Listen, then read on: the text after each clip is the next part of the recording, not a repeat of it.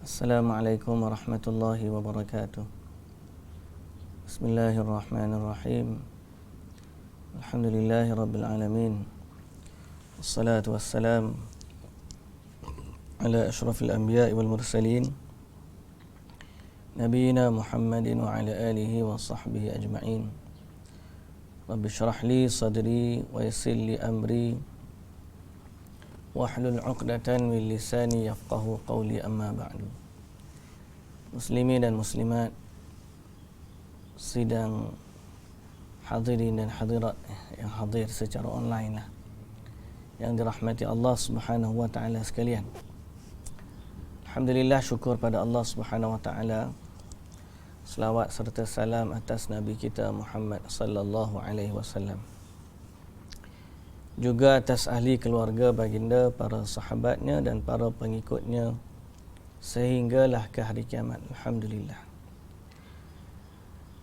Alhamdulillah, syukur pada Allah, pada pagi ini kita dapat menyambung siri bicara kita terhadap hadis 40 yang diriwayatkan oleh Al-Imam Al-Bukhari, Imam Al-Bukhari dan Muslim juga, yang dikumpulkan dalam hadis 40 berkaitan dengan Al-Quran, yang cerita tentang keutamaan dan kelebihan Quran. Maka alhamdulillah, hadis kita pada hari ini kita akan masuk pada hadis yang ke-24. Cerita tentang kelebihan dan keutamaan ahli Al-Quran. Okey. Jadi mudah-mudahan menjadi galakan kepada kita lah untuk membaca Quran. Baik, tanpa kita melengahkan masa, kita baca ni hadis yang ke-24, keutamaan para ahlul Quran ketika masuk syurga. Keutamaan para ahli Quran ketika masuk syurga. An Abdullah bin Amr radhiyallahu anhuma qala Rasulullah sallallahu alaihi wasallam yuqalu li sahibil Qur'an iqra wartaqi warattil kama kunta turattilu fid dunya fa inna manzilataka 'inda akhir ayatin taqra'uha. Hadzal hadits akhrajahu Abu Dawud bihadzal lafz wa rawahu Ahmad wa Tirmidzi wa Nasa'i wa qala Abu Isa hadza haditsun hasanun sahih wa sahhahu Al-Albani. Dari Abdullah bin Amr radhiyallahu anhu, dari Nabi sallallahu alaihi wasallam, dia bersabda, kelak akan dikatakan kepada orang yang mengamalkan Al-Quran, bacalah sambil naik tangga syurga, tingkatan lah, kata tangga ataupun tingkatan, kita boleh sebut darjat lah, ataupun sambil naik darjat.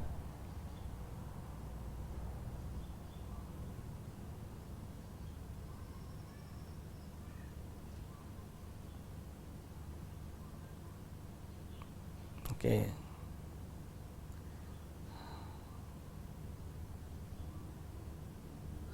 Sambil naik darjat. Dan bacalah dengan tartil seperti engkau membacanya dahulu di dunia dengan tartil, kerana sesungguhnya kedudukanmu di syurga di akhir ayat yang engkau baca. Okey. Jadi hadis ni hadis sahih, riwayat At-Tirmidzi dan juga Imam Ahmad, serta disahihkan oleh Syekh Al-Albani. Maksud hadis ni fahamlah ke? Maknanya ahli syurga ni bila dia masuk syurga nanti, antara kelebihan yang ada, setiap orang ada kelebihan masing-masing. Orang puasa dapat kelebihan masuk melalui pintu Rayyan, contoh. Ada orang yang diberi kelebihan masuk melalui mana-mana pintu yang dia kehendaki. Maka antara kemuliaan ahli syurga khusus juga ada pada ahli Quran. Apa dia kelebihan istimewa ahli Quran? Bila dia masuk syurga, dikatakan kepada ahli Quran, bacalah, masuk syurga baca Quran. Ini salah satu daripada amalan yang istimewa, iaitu orang yang mana ahli ibadat yang diulang ibadat dia di syurga. Apa dia? Ahli Quran. Ahli Quran ni diminta dia baca semula apa yang dia baca di dunia. Maka sambil dia baca tu, sambil naik darjat, bacalah dengan tartil seperti engkau membacanya dahulu di dunia. Jadi sebagaimana dia baca di dunia, dia akan baca balik di dalam syurga. Sambil dia baca tu, darjat dia pun naik. Lagi dia baca lah, darjat dia naik. Kerana kedudukanmu, yakni sesungguhnya kedudukanmu di syurga ialah di akhir ayat yang engkau baca. Makin banyak baca, makin tinggi darjat. Makin banyak baca, makin tinggi darjat. Baik, itu kemuliaan. Jadi pelajaran dari hadis ni, Abu Hurairah radhiyallahu anhu berkata, Rasulullah sallallahu alaihi wasallam bersabda, pada hari kiamat nanti Al-Quran akan datang dan berkata, wahai Tuhan, berilah dia perhiasan. Maka dipakaikanlah mahkota kemuliaan. Kemudian Al-Quran berkata lagi, wahai Tuhan, tambahkanlah. Maka dipakaikanlah perhiasan kemuliaan. Kemudian Al-Quran kata, wahai Tuhan, redailah. Iya, maka Tuhan pun meredainya. Kemudian dikatakan kepadanya, bacalah dan naiklah. Maka untuk setiap ayat yang dibaca akan ditambahkan satu kebaikan. Ini hadis riwayat Al-Imam Tirmizi pula. Jadi ini menunjukkan perkara yang sama, bahawa ahli Quran bila masuk syurga, dia akan diberikan kemuliaan dan perhiasan yang khusus untuk ahli Al-Quran. Kemudian dalam riwayat yang sama, Allah Ta'ala sebut, riwayat Tirmizi ni, dia akan naik darjat dia pada setiap ayat yang dia baca. Okay. Naiklah menuju tempat kalian di syurga, tingkatan demi tingkatan. Syurga ni ada banyak tingkat. Setiap tingkat mewakili darjatnya tertentu. Maka ahli Quran, dia naik setingkat demi setingkat, kerana semakin dia banyak baca, semakin tinggi darjat dia di dalam syurga. Okay. Aisyah radhiyallahu anha berkata, sesungguhnya jumlah ayat Al-Quran itu sama dengan jumlahnya darjat di syurga. Jumlah ayat Quran itu sama dengan jumlahnya darjat di syurga. Tidak ada seorang pun yang masuk syurga yang lebih baik dari orang yang membaca Al-Quran. Maka siapa yang menguasai, yakni menghafal Al-Quran seluruhnya, maka darjatnya sesuai dengan bacaannya. Adapun jika membaca, menghafal satu juzuk, maka darjatnya sesuai dengan apa yang dia baca. Okay, jadi oleh kerana dia ni baca darjat dia sebanyak mana yang dia hafal, maka begitulah yang baca banyak dia akan darjat tinggi, yang baca sedikit darjat dia lebih rendah daripada yang baca banyak. Jadi Aisyah kata darjat dalam syurga ni sama dengan darjat ayat Quran. Jumlahnya tu, tapi kita tak sebutlah berapa jumlah dia kan. Cuma oleh kerana disebutkan hadis ni menunjukkan lagi banyak orang tu baca, lagi tinggi. Maknanya darjat syurga ni ada keselarasan. Kesinambungan. Sinambungan tu bersambung. Keselarasan. Maknanya dia benda ni sama. Banyak mana ayat bacaan Quran banyak dengan darjat syurga. Dia kata Aisyah radhiyallahu anha. Cuma tak sebut berapalah di sini. Okay? Jadi tidak ada seorang pun masuk syurga lebih baik dari orang yang membaca Quran. Siapa baca Quran, semuanya, maka darjat dia lebih tinggi. Jika baca satu juzuk lah kedudukan dia. Hafal dia. Nanti kita akan sebut ada keutamaan. Dia sebut ni apakah orang yang tak hafal baca Quran boleh tak kelebihan? Ada perpandangan orang tak baca Quran, orang tak hafal Quran tapi baca banyak pun ahli Quran juga. Cuma pastinya kalau dia hafal dia dapat lebih lah. Ahli Quran juga sama-sama ahli Quran, tapi yang hafal dia dapat pahala lebih kerana dia ada berhimpunkan amalan hafal dan juga baca. Kalau orang baca mushaf saja dia dapat pahala baca. Mungkin dia dapat pahala tengok mushaf. Tapi orang kata kalau tak tengok mushaf kurang pahala dia kalau kita hafal. Jawapan dia salah. Dia hafal tu diberi pahala tu. Walaupun nanti dia ni tak tengok mushaf, baca tu bacalah. Dia tak tengok mushaf. Jadi sifat hafal dia tu pun sudah mendapatkan pahala untuk dia. Baik, ulasan. Barang siapa yang membaca Al-Quran dan senantiasa istiqamah dalam membacanya, mengamalkannya, baik perkataan dan perbuatan, maka insya-Allah dia termasuk dari orang yang dimaksudkan dalam hadis ini meskipun dia tidak menghafalnya. Ini makna perkataan kita tadi. Maksud tak orang yang tak hafal Quran tapi dia rajin baca Quran. Semua dia baca Qurannya. Saya tengok ada dekat surau sini ada seorang. Dia kerja dia pagi dia kerja dekat kedutaan Jepun ke mana. Tukang kebun dia. Malam ataupun habis kerja dia akan buka kedai kasut malam. Tapi dia ni alhamdulillah rajin istiqamah dia di masjid.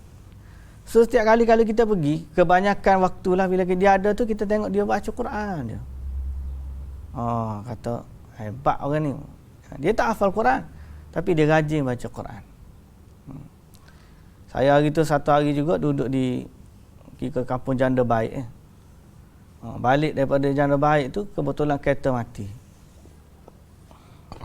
Kereta mati, saya pun masuklah kampung Bukit Tinggi. Mati tu kita jalan tu turun bukit kita bergolek tu siapa ada sebelah tepi balai polis tu Bukit Tinggi. Bukit Tinggi lampu cerah. Sambil-sambil tunggu pomen datang ataupun kawan ambil kereta tu, saya pun duduklah tepi jalan. Tengok tu tengah orang baca Quran. Dalam kampung Cina, Bukit Tinggi kan kampung Cina. Tepi balai polis tengok-tengok ada orang baca Quran. Siapa baca Quran?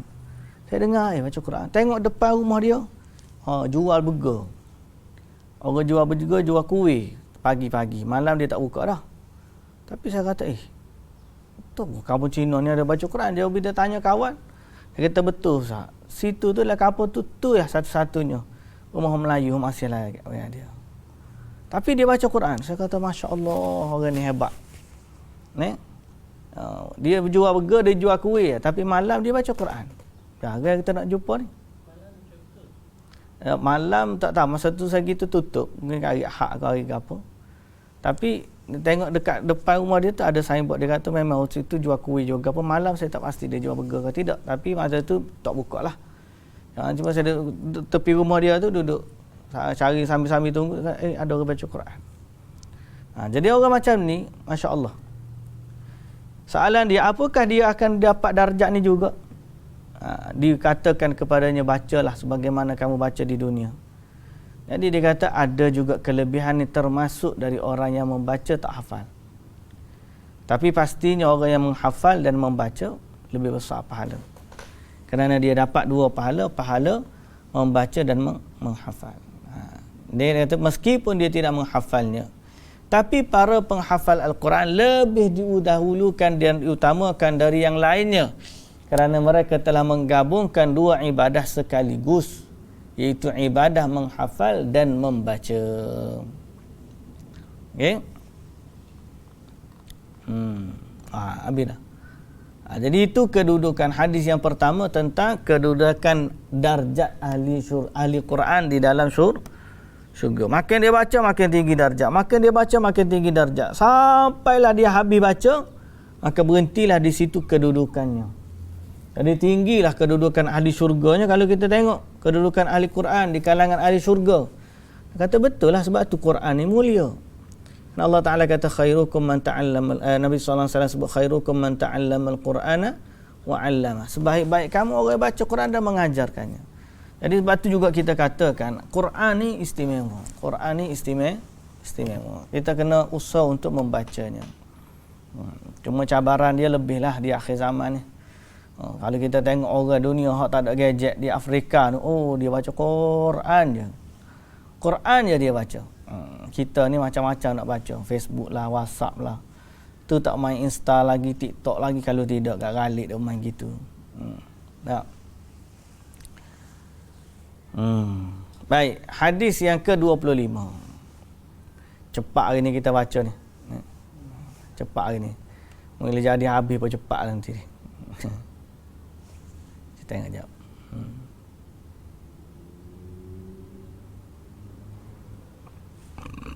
Ada syarahan tambahan kepada hadis ini. Okey. Ada soalan tentang hadis ini. Jadi dia kata dia ni bukan ahli Quran, bukan orang Arab, tak boleh nak hafal Quran. Apakah dia terluput daripada pahala ini? Jawapan dia, Allah ni dia Maha Adil. Quran ni jadi mudah untuk dihafal walaupun oleh orang yang tidak boleh berbahasa Arab. Tidakkah kita perhatikan orang-orang yang diberikan anugerah oleh Allah boleh hafal Quran? Sebahagian mereka tak tahu pun bahasa Arab. Tapi dia baca Quran lagi sedap daripada orang Arab. Sebab apa? Sebab ini adalah anugerah Allah. Jadi seseorang tu tak boleh kata tak adil lah sebab dia tak cakap Arab. Jawapan dia Allah Ta'ala sebut walaqad yassarnal Qur'ana lidzikri fahal mim muddakir. Kami dah beri kemudahan, kami dah permudahkan Al-Quran ini. Lidzikri, untuk diingati, untuk dibaca lah. Fahal mim muddakir, tak ada orang yang nak berfikir. Jadi maknanya apa? Quran ni mudah untuk dihafal dengan anugerah Allah Ta'ala. Cumanya kena usahalah adik kita ni adik usaha. Mungkin orang kata tak apa, cita-cita tinggi belaka nak hafal Quran, tapi nak hafal Quran ni dia punya mujahadah tinggi. Kalau sekadar kita cita-cita saja, payah juga nak jadi. Tapi ada juga orang yang tidak duduk di medan tahfiz Quran boleh hafal Quran. Baru ni satu orang share, seorang anak ni dia ngaji bukan bidang Quran, dia ngaji universiti bidang akademik lah, engineer ke apa saya pun lupa. Lepas tu dia berhenti universiti disebabkan mak dia sakit. Dia jaga mak dia, dia balik jaga mak dia. Kemudian sambil-sambil dia jaga mak dia tu dia hafal Quran. Baru ni dia pergi kepada musabaqah. Musabaqah tu ataupun ujian Al-Quran yang diadakan oleh majlis agama. Kadang-kadang majlis agama dia dah bagi allowance. Orang hafal Quran ni dia bagi allowance, kemudian sebagai menghargai dan mensyukuri usaha dia. Jadi pemuda jaga mak dia ni, dia pergi, seorang juri tu kata Masya Allah, budak ni tidak masuk sekolah tahfiz, tapi dia berhenti hijrah atau berhenti belajar sebab nak jaga mak dia, sambil-sambil jaga mak dia hafal Quran, dan dia lancar Quran dia. Masya Allah, orang ni orang hebat. Allah Ta'ala bagi anugerah kepada dia. Jadi ini adalah kelebihan dan kemuliaan ahli Quran.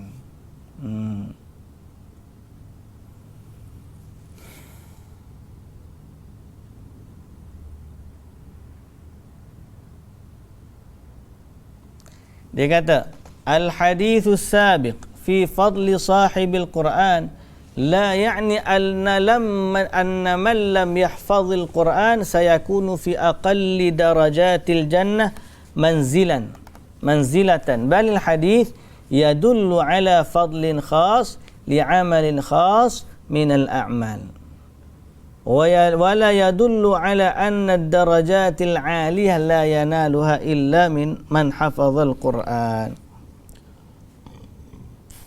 Hadis ni menyebut tentang kemuliaan orang yang menghafal Quran. Tidak bermaksud orang tak hafal Quran darjatnya duduk rendah. Tapi nak tunjuknya kemuliaan, ketinggian orang yang hafal Quran. Dan tidaklah menunjukkan bahawa darjat yang tinggi yang dikehendaki itu hanya boleh didapati dengan hafal Quran. Tak juga. Jadi salah satu kemuliaan Al-Quran duduk darjat yang tertinggi. Apakah darjat tu boleh dimiliki juga oleh orang yang tak hafal Quran, kedudukan yang tinggi tu? Adapun hak naik darjat tu itu ahli Quran. Tapi bila sampai pada kedudukan yang dia tinggi tu, boleh jadi ada juga orang lain masuk syurga pada darjat yang tinggi tidak kerana menghafal Quran. Jadi maknanya ini bukanlah bermaksud orang yang tak hafal Quran tak boleh sampai ke darjat tinggi. Okey. Kerana dia kata, fa aktsara ashabin nabi sallallahu alaihi wasallam lam yakunu huffazan li kitabillah. Kebanyakan sahabat Nabi dulu bukannya hafal semua Quran. Sebab tu bila berlaku perang Riddah, mati murtad ramai di kalangan perang murtad, mati ramai di kalangan ahli Quran yang menyebabkan Abu Bakar As-Siddiq nak mengumpulkan Quran takut orang lupa. Menunjukkan apa? Tak ramainya hafiz zaman Nabi. Tak ramai tu ramai dah. Cuma tidaklah kata dalam skala semua sahabat tu hafal Quran dah. Umar dan Abu Bakar. Zaman kumpul Quran. Zaman Quran Abu Bakar dan juga Umar. Baik. Tapi para sahabat walaupun dia tak hafal Quran supaya kita hafal, yang mereka jaga ialah amalan dengan Quran. Itu hebat dia orang sahabat ni. Walaupun tak hafal dari sudut bacaan, mungkin mereka tak hafal dengan cara supaya kita hafal lah. Tapi mereka ni orang yang berinteraksi dengan Al-Quran. Dan untung zaman kita ni dah ada mushaf. Zaman sahabat dulu tak ada mushaf. Tak ada mushaf dikumpulkan, tak ada. Melainkan yang ada dalam dada-dada penghafal Quran. Sebab tu bila mereka mati, Abu Bakar berijtihad supaya kita tulis Quran. Sedang sebelumnya Nabi ada larangan daripada Nabi. Dan Umar radhiyallahu anhu siapa pergi tanya Abu Bakar, nak kedok ni kita buat, Nabi tak nak buat ni.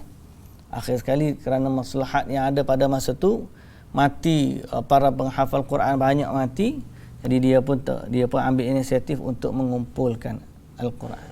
Ada yang kata tu pun Nabi tak buat, macam mana? Kita kata itu ada maslahat. Kerana pada masa tu andai tak buat begitu, dibimbangi kalau mati penghafal Quran, maka terabur-abur orang nak cari apakah yang diajar oleh Nabi sallallahu alaihi wasallam. Baik muslimin dan muslimat yang dirahmati Allah.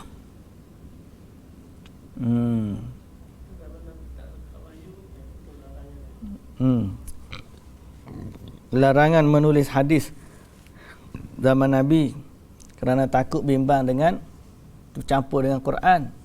Quran memang dah ada ditulis zaman Nabi, cuma tidak terkumpul dalam bentuk mushaf. Orang ni dengar sikit, orang ni dengar sikit, ni sikit. Tapi pada Nabi di akhir hayat, Nabi dah talaki semua sekali dah. Mana ada yang sahabat yang talaki dengan Nabi sallallahu alaihi wasallam tahu daripada mana ayat pertama sampai ayat yang terakhir. Jadi semua tu sudah ada dari zaman Nabi sallallahu alaihi wasallam. Adalah penulis wahyu. Penulis wahyu yang ditugaskan. Zubaid. Saya pun lima. Zaid bin Harithah. Baik.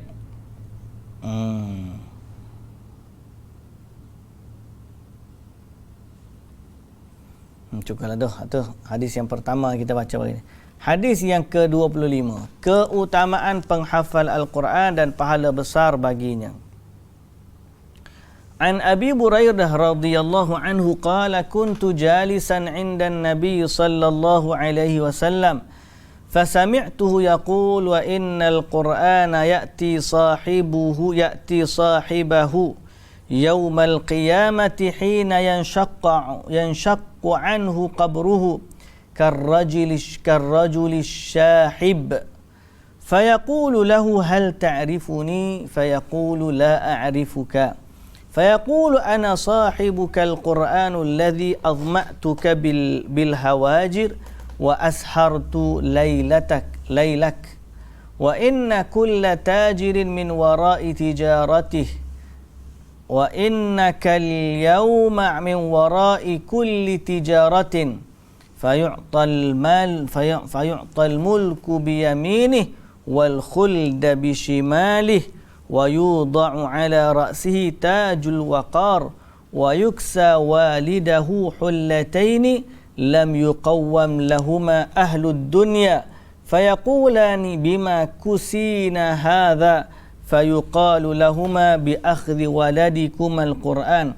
thumma yuqalu iqra' was'ad fi darajil jannah wa ghurafiha fahuwa fi su'udin ma dama yaqra'u hazzan kana aw tartila.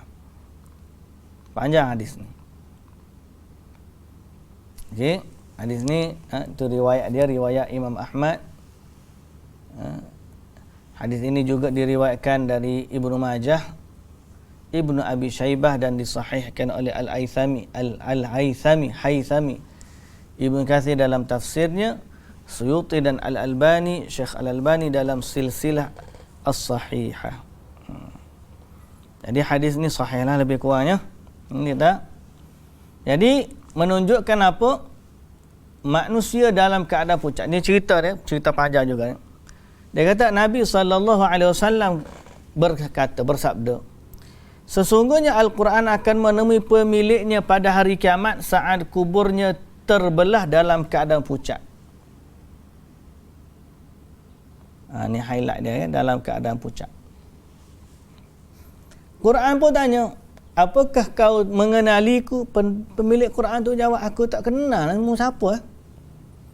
Jadi Quran pun kata, aku adalah temanmu Al-Quran.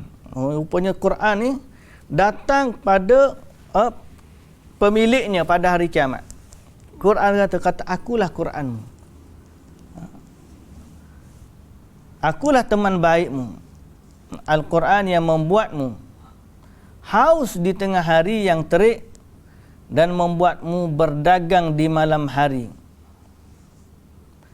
Setiap pedagang berada di belakang dagangannya dan engkau pada hari ini berada di belakang seluruh perniagaan.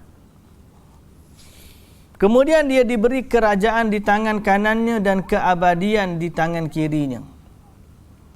Di kepalanya dikenakan mahkota kehormatan dan tidak dikenakan kepada kedua orang tuanya dua perhiasan yang tidak boleh dinilai oleh penduduk dunia. Jadi Al-Quran ni datang seorang kepadanya dalam rupa pucat. Keadaan pucat. Jadi dia ni Quran pun jawab, aku adalah temanmu dulu. Okay, temanmu dulu. Cerita ni panjang. Cerita ni panjang. Kemudian Quran diberikan kepadanya kerajaan di sebelah kanannya, kekuasaan, dan keabadian di sebelah kirinya. Kemudian di kepalanya diletakkan mahkota kehormatan dan dikenakan kepada kedua orang tuanya dua perhiasan. Jadi apa yang kita faham daripada hadis ni? Secara umumnya kita faham tajuk dia apa dia? Keutamaan penghafal Quran. Ini tajuk dia.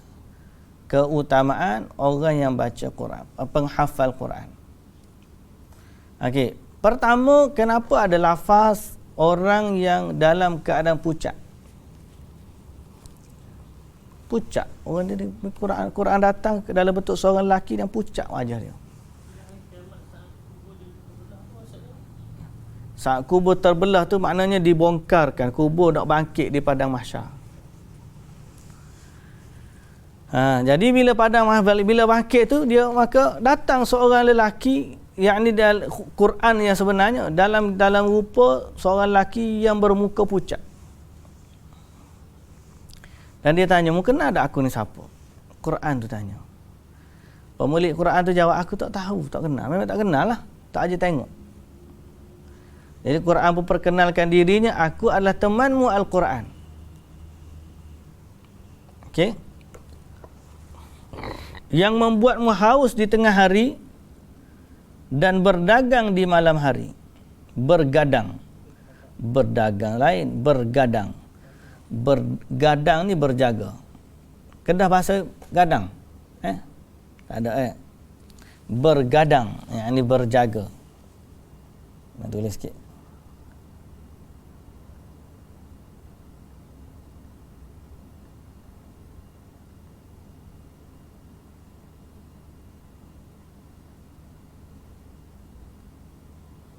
Okay. Berjaga di malam hari. Dan engkau pada hari ini di belakang seluruh perniagaan. Wara'a kulli tijarah. Wa inna tajirin min wara'i tijarati. Setiap orang akan berada di belakang perniagaannya. Maknanya kalau kamu dulu sibuk dengan Quran, Quran kamu akan duduk di belakang Quran. Itu maksudnya. Setiap orang do their own business. Bahasa dia own business ni urusan dia lah. Setiap orang dengan urusannya masing-masing. Kullu tajirin bima wara'a tijarati. Maknanya pada hari kiamat setiap orang dengan urusannya masing-masing. Wa innaka al-yawmi wara'i kulli tijarah. Dan kamu ni duduk di sebalik semua perniagaan, semuanya bisnes. Semua bisnes di sebaliknya adalah Quran. Boleh faham? Bukan pengurusan. Urusan pada hari kiamat tu setiap orang sibuk dengan urusan masing-masing. Dan kamu juga pada hari ini akan sibuk dengan urusan kamu. Wara'i kulli tijarah. Mana setiap urusan bisnes ni kalau orang putih sebut bukan perniagaan saja. Mind your own business, orang putih kata. Mind your own business, fikir halmu je lah. Own business. Itu makna. Jadi dalam bahasa ni, bahasa hadis ni sama juga. Dia kata kulla tajirin min wara'i tijaratih. Setiap peniaga duduk di belakang perniagaannya. Mana dalam erti kata setiap orang beramal akan duduk mengikut amalannya. Boleh faham? Fayu'tal mulku biyaminihi wal khulda bishimalihi. Kemudian ahli Quran ni bila begitu dia diberikan kekuasaan di sebelah kanannya dan keabadian di sebelah kiri. Wa yudha'u ala ra'si tajul waqar. Dan diletakkan di atas kepalanya satu mahkota. Tajun ni dipanggil mahkota. Al-waqar, ketenangan. Mahkota ketenangan diletakkan di kepalanya. Fayu'tal mulka wa yuksa walidahu hullataini la yuqawwamu lahuma ahlud dunya. Dan dipakaikan kepada kedua ibu bapanya. Okey, sini dah kita ni.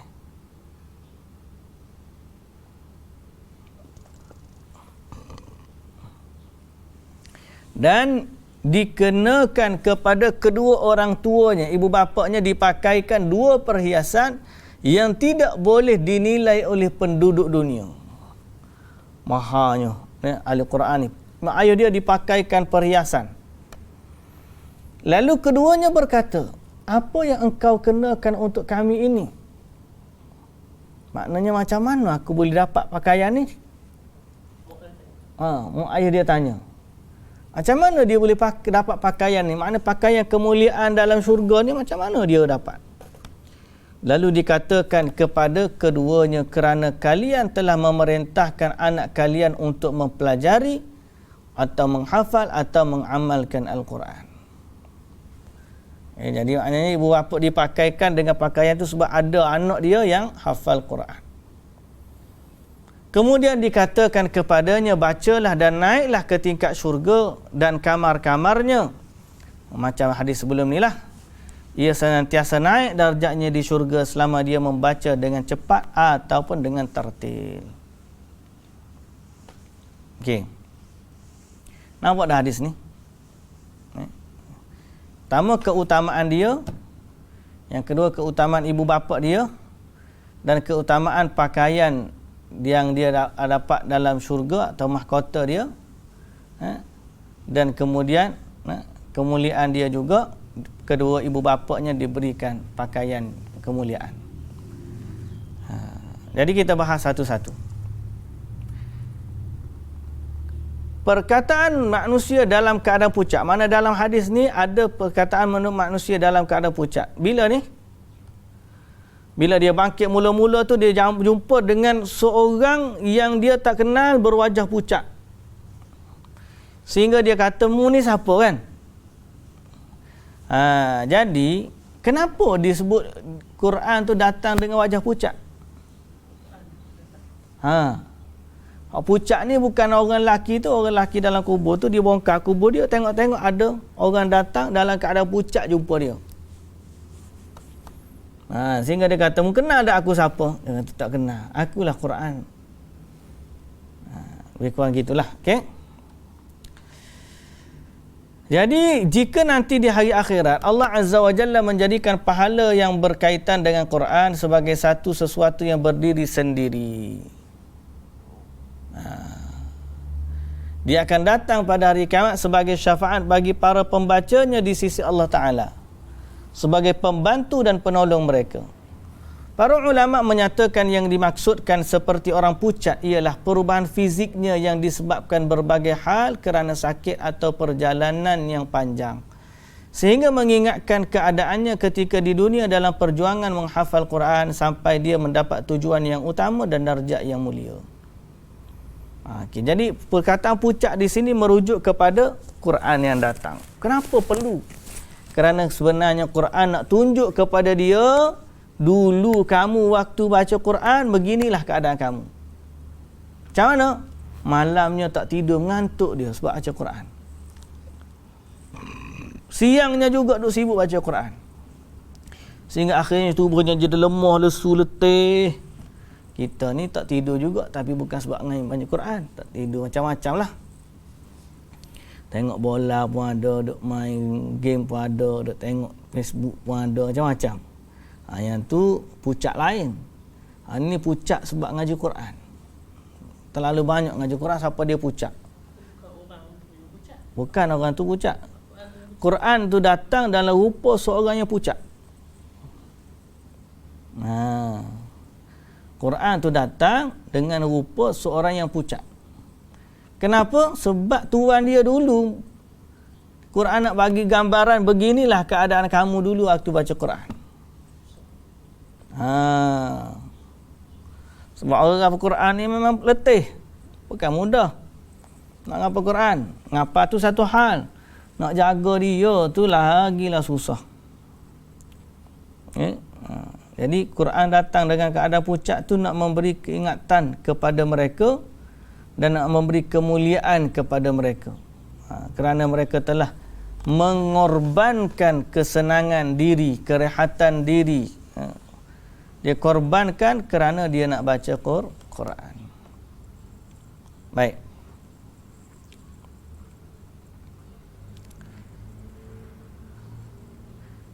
Aku adalah temanmu Al-Quran yang membuatmu haus di siang hari dan membuatmu bergadang di malam hari. Jadi inilah keadaan ahli Quran waktu baca Quran. Biasanya orang baca Quran siang harinya dahaga dan malamnya berjaga.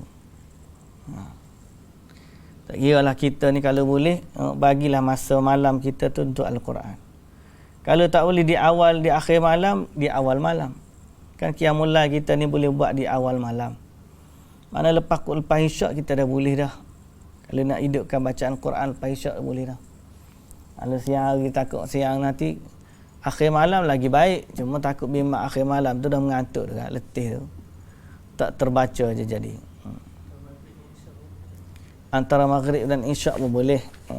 Tapi lepas isyak tu maksudnya kalau kita nak qiyamul lail, nak baca Quran dalam solat, maka kita buat qiyam di akhir di awal malam selepas isyak tu lah. Sebelum isyak. Di dalamnya terdapat penjelasan tentang keadaan ahli Quran yang menceritakan tentang kesabarannya dalam membaca, menghafal dan mempelajari Quran. Orang tengok mudah ya, oh hebat budak tu, dia ingat 30 juzuk. Ingat mudah kau nak hafal 30 juzuk. Nak hafal tu satu benda, nak ingat 30 juzuk tu, Allahu Akbar. Kita lah kena jaganya. Tapi nak jaga dia pun cabaran. Nabi kata dia lebih liar daripada unta yang ditambak. Unta yang ditambak, Quran liar lagi.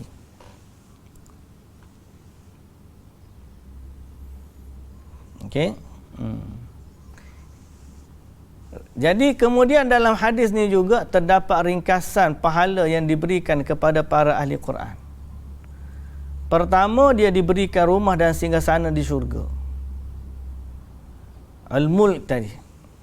Yang kedua, dia akan selamanya di dalam syurga. Aduh, hebat. Yang ketiga, dipakaikan atas kepalanya mahkota kemuliaan sebagai penghargaan dan penghormatan kepadanya dari apa yang dia usahakan menghafal Quran. Dia sendiri pun ada mahkota. Keempat, dipakaikan kepada orang tuanya 2 perhiasan. Nah, ini syarah hadis. Ulasan. Hal ini mengisyaratkan tentang keutamaan bagi ahli Quran yang juga berdampak kepada keluarganya, terkhusus orang tuanya. Itu ibu bapa. Jadi ini maknanya ahli Quran, dia dapat kebaikan, malah kebaikan dia juga boleh pergi kepada adik-beradik ataupun ibu bapa dia. Itu menunjukkan kemuliaan Quran ni Allah Ta'ala bagi sampai kepada ibu bapa. Sampai kepada ibu bapa. Okey, persoalan. Mungkin ada orang tanya, Ustaz, macam mana hukum? Bukankah orang kata orang hafal Quran ni, dia dapat bagi syafaat kepada 70 orang ahli keluarga dia? Atau 7 orang? 7 ke 70? 70 kan? Orang duk famous tu. Ini jawapan dia. Muslimin dan muslimat yang dirahmati Allah. Persoalan ahli Quran memberi syafaat kepada ibu bapa dia ada dalam hadis ni. Kemudian persoalan ahli Quran boleh bagi syafaat kepada orang yang luar daripada kerabat dia, maka hukumnya sama saja dengan syafaat orang soleh kepada kawan-kawan dia. Semua orang soleh ada syafaat ni. Nabi akan bagi syafaat, orang soleh akan bagi syafaat, malaikat akan bagi syafaat. Okay. Ahli Quran pun akan bagi syafaat. Jadi bab memberi syafaat ni bukan Quran saja. Kalau mak pak tu anak dia soleh je, dia insya-Allah dia dapat syafaat dah. Dia kata anak dia tak hafal Quran, nanti akhirat besok anak dia tak bolehlah bagi syafaat kat dia. Nombor 1 sekali bukan hafal Quran. Nombor 1 sekali bukan hafal Quran saja, Nombor 1 sekali bukan hafal Quran saja. Hadis tentang syafaat kepada ahli keluarga ni termasuk jugalah orang-orang soleh. Orang soleh pun boleh bagi syafaat. Tak nanti dia hafal Quran. Orang soleh pun boleh bagi syafaat. Persoalan yang kedua, apakah betul jumlah tu? Ada riwayat dalam Tirmizi 10. Ada orang duk sebut 70. Jadi jawapan kita 70 tu tak ada asas. Yang 10 pula ada dalam hadis riwayat Tirmizi, tapi hadis tu lemah. Jadi kekal bahawa kita kata ahli Quran boleh bantu ibu bapa dia dalam masa yang sama. Okey, dalam masa yang sama jumlah dia tidak tetap. Boleh jadi ramai, boleh jadi sikit, adik-beradik dia ramai ke sikit, tak ada kata dia boleh selamat 10 orang ataupun 70 orang, tak ada. Dan kalau anak dia tak hafal Quran, kalau soleh anak dia tu, insya-Allah anak tu juga boleh memberikan syafaat kepadanya. Nampak? Boleh memberikan syafaat kepadanya. Jadi tak timbul isu 70. Kalau orang kan famous, untung anak dia ngapal Quran, nanti akhirat boleh bagi syafaat kepada 10 orang ahli keluarga. Boleh bagi syafaat kepada 70 orang ahli keluarga. Maka jawapannya bab syafaat ni luas. Kerana Allah Azza wa Jalla, Tuhan yang Maha Pengasih lagi Maha Pengampun. Bab syafaat ni sangat-sangat luas. Siapa-siapa pun yang mendapat redha Allah, Allah akan benar kepada dia untuk bagi tolong kepada orang-orang yang dia kenal. Betul lah, masa mula-mula waktu duduk di pada masyarakat lari belakang. Tapi ahli Quran insya-Allah ibu bapa dia diberikan. Kalau kata yauma yafirrul mar'u min akhi wa ummihi wa abih, mak ayah pun lari daripada anak-anak, anak-anak pun lari daripada mak ayah. Tapi ahli Quran tiba-tiba mak ayah dia dipakaikan. Sehingga mak ayah dia bertanya, macam mana aku dapat ni? Dia pun tak tahu, macam mana aku dapat ni? Apa amalan aku, siapa boleh dapat ni? Jadi dikatakan kepadanya, sebab anak kamu hafal Quran. Sebab anak kamu hafal Quran. Jadi ni keutamaan dia. Nak dapat macam mana anak yang hafal Quran, yang tu tuan-tuan kena usahalah. Yang tu tuan-tuan kena usaha. Muslimin dan muslimat yang dirahmati Allah Subhanahu wa taala sekalian, hadis yang ke-26 ni kita akan sambung pada pertemuan lain kalilah. Ada soalan kena tanya dulu.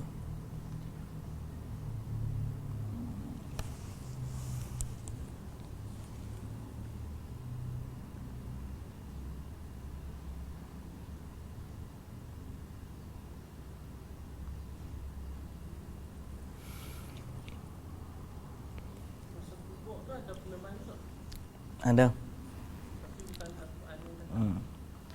Dia amal yang salih mungkin. Amal salih pun datang menemani dia. Tapi terbangkit tu maknanya bila dia bangkit, amal salih tu tak ada lah sekali. Amal salih tu duduk. Dia akan bila dia bangkit tu bangkit dalam keadaan bersendiri pula. Kan? Orang ni dalam kubur. Kemudian waktu dia dibangkitkan semula di padang mahsyar tu, tak ada dah lah peneman dia dalam kubur sekali dengan dia tu. Kemudian barulah dia datang balik.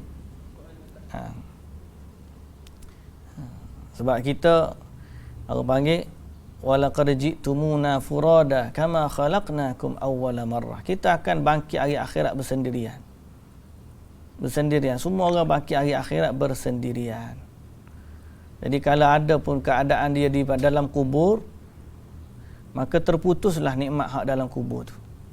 Bila bangkit di padang mahsyar, dia bermula alam akhirat lain. Jadi apa segala nikmat yang dia dapat sewaktu dia di alam kubur, maka berhentilah. Sampai peneman dia dalam kubur pun dah tak ada masa tu. Dia akan bangkit dalam keadaan bersendirian. Walaqad ji'tumuna furada kama khalaqnakum awwala marrah. Kamu bangkit pun, kamu lahir pun sendirian, kamu akan bangkit hari akhirat pun dalam keadaan bersendirian. Wallahu ta'ala alam. Ada lagi soalan?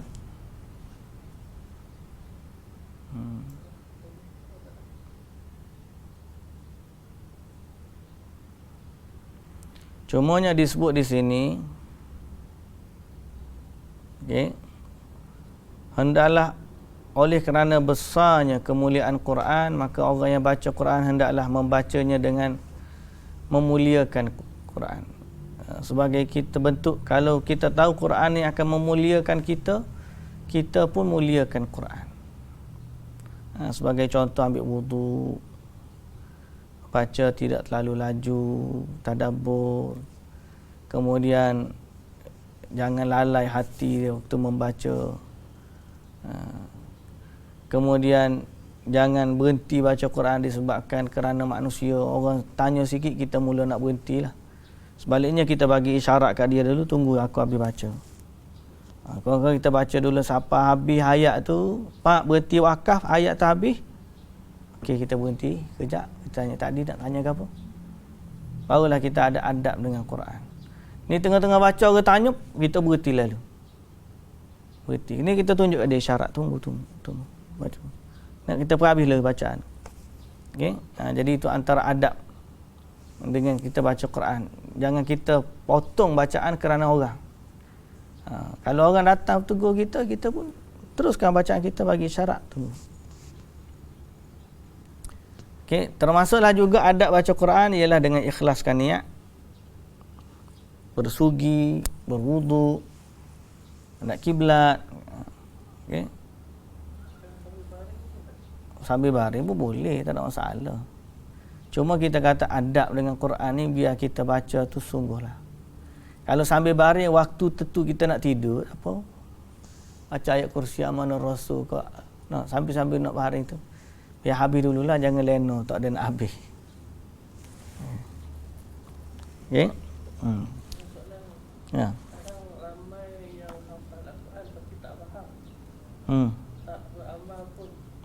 Isi kandungan Al-Quran. Adakah mereka termasuk dalam hadis tadi? Baik, ahli Quran ni dia adalah ahli Quran. Kalau Syekh Al-Albani menyebut ialah orang yang hafal Quran dan beramal dengannya. Ahli Quran ni orang yang betul-betul baca Quran dan beramal dengannya. Barulah dia layak untuk dikira sebagai ahli Quran betul-betul. Kalau dia ni baca Quran, dia tak faham, tak apa. Kalau amalan dia bertepatan, dia tak faham tekstual Al-Quran tu, dia tak faham. Tapi dia sudah amalannya, dia beramal dengan ajaran Quran. Itu tak apa. Maknanya kalau orang tanya, tafsir ayat ni macam mana? Saya tak ingat tafsir dia.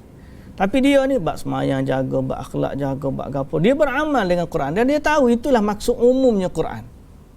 Yang tu insya-Allah termasuk dari ahli Quran. Yang tak naknya hafal Quran tapi akhlak dia against Al-Quran. Against Al-Quran maknanya bertentangan. Quran suruh ni dia tak buat, tapi dia hafal Quran. Yang ni yang kita kata dibimbangi dia tak termasuk dari kalangan ahli Quran. Balah Al-Quran akan menjadi hujah ke atas dia yang mendakwa dia. Ada je orang baca Quran memang dia tak faham literally satu demi satu perkataan Quran dia tak faham. Tapi dia baca Quran, dia tahu Quran suruh buat baik pada ibu bapa. Quran suruh jangan membunuh, jangan berzina, jangan minum arak, jangan curi. Quran suruh benda-benda itu. So dia tak faham literal tapi dia beramal dengan isi kandungan Quran. Insya-Allah dia termasuk dari ahli Quran. Jangan dia lawan Quran sudahlah. Tidak Quran pun lawan dia nanti. Baik, wallahu taala alam. Kalau tak ada kita berhenti setakat itu dululah. InsyaAllah kita akan sambung pada hadis yang ke-26. So kita berhenti setakat ni dulu.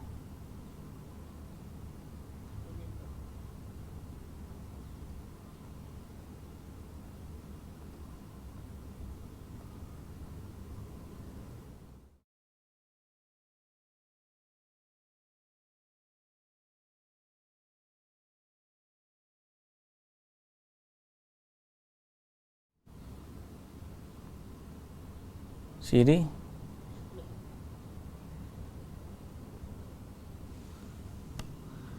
Okey. Allahu taala alam. Subhanakallahumma wa bihamdika asyhadu an la ilaha illa anta astaghfiruka wa atubu ilaik.